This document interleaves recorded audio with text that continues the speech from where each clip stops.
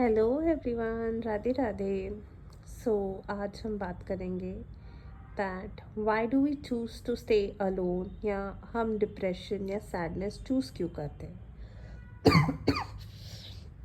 मैं ये नहीं कभी भी बोलूँगी that do not face your emotions या don't allow yourself to feel sad और वल्नरेबल।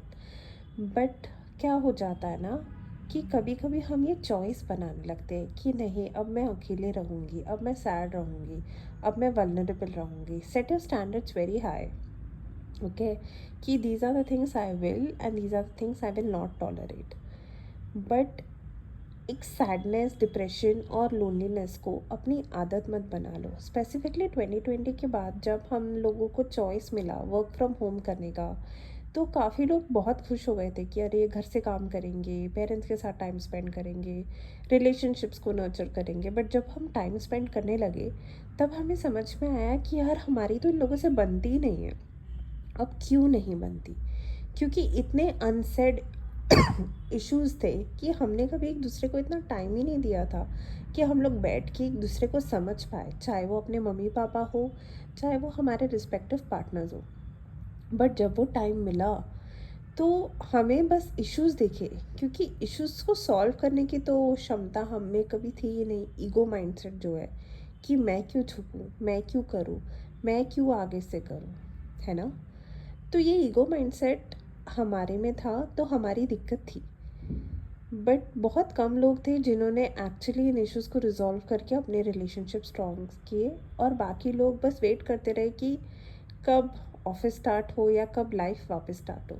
तो आप समझ रहे हो, आप लोगों की लाइफ बस आपके काम से है कि आप घर से बाहर निकल रहे हो, काम कर रहे हो। बट आप घर पे रह रहे हो अपने पेरेंट्स के साथ, अपनी फैमिली के साथ, वो फैमिली जो आपने खुद चूज़ की है। पेरेंट्स को भी आपकी सोल ने चूज़ किया था, और मैरिज करके पार्टनर भी आपने खुद ने चूज़ किया। तो जो चीज़ आपने खुद चूज़ की है एक स्पेसिफिक लेसन्स लर्न करने के लिए, आप उसके साथ अपना कार्मिक अकाउंट ही क्लोज नहीं कर पा रहे हो, वो लेसन ही नहीं सीख पा रहे हो, और उस चीज़ से सिर्फ भाग रहे हो, तो आप वो लूप में फंसने का चॉइस ले रहे हो। कुछ लोग हैं कि इस चीज़ को एडिक्शन बना लेते हैं, सैडनेस और डिप्रेशन को, कि ओ ये मेरे साथ ऐसे कर रहा है मैं बहुत सैड हूँ, या ये कर रहा है मैं बहुत सैड हूँ। ठीक है, उन्होंने किया, एग्रीड। आपने क्या एक्शन लिया? कोई आपको मार रहा है, आप कम से कम कुछ तो कर सकते हो ना, वहाँ से उठ के चले जाओ, या उसका हाथ पकड़ के मना कर दो कि no, this is not allowed, मतलब आप नहीं कर सकते मेरे साथ ये। आपने बैठ के वो सफरिंग क्यों झेली? तो ये भी हमारी गलती है।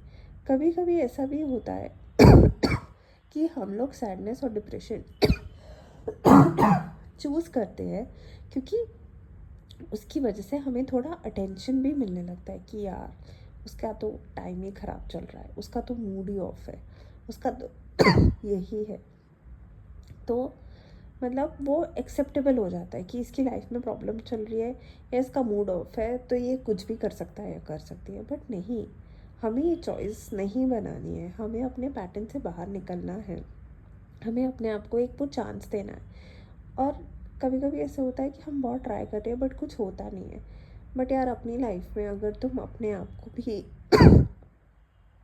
एक चांस नहीं दे सकते, तो आप मतलब दूसरे को तो क्या ही चांस दोगे। आपकी लाइफ है, even if it demands 1,000 chance, दो उसे, you deserve it. I hope this helps.